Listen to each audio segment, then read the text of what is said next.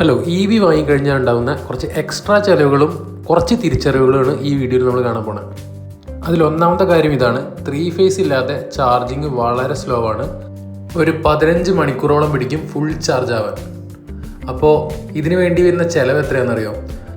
എനിക്ക് കിട്ടിയ എസ്റ്റിമേറ്റ് പ്രകാരം 30,000 രൂപ ഇതിൻ്റെ സാധനങ്ങൾ മാത്രം വാങ്ങാൻ വേണ്ടി വരും. പിന്നെ പണിക്കൂലി വേറെയും.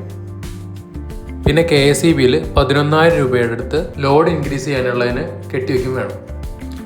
പിന്നെ ഉള്ളത് ഈ ചാർജറിൻ്റെ ഇൻസ്റ്റാളേഷൻ 15 മീറ്റർ വരെ അവർ ഫ്രീ ആയിട്ട് തരും. അത് കഴിഞ്ഞുള്ള ഓരോ മീറ്ററിനും 650 രൂപ അവർ ചാർജ് ആക്കും.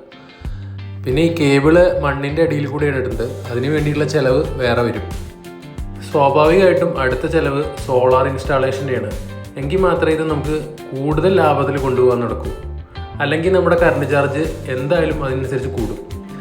3 കിലോവാട്ടിൻ്റെ മിനിമം വേണം. സബ്സിഡി കഴിഞ്ഞ് ഒരു 1.5 മുതൽ 2.5യുടെ ഇടയ്ക്ക് ഇതിന് ചിലവാകും.